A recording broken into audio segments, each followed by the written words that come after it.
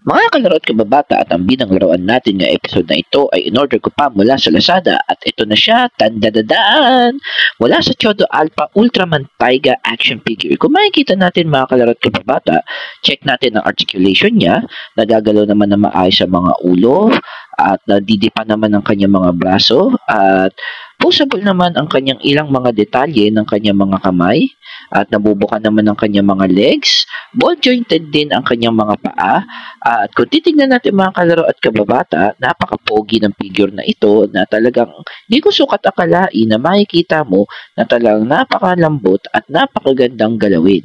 Kaya nga mga kalaro at kababata, nung pinaglaruan ko siya, kitang-kita naman kung gaano siya kaastig at kaganda paglaruan. Kaya nga nung sinubukan ko siya paglaruan, gamit ang ilang mga kaiju, talagang binugbog ko talaga ang kaiju na ito gamit si Ultraman Taiga.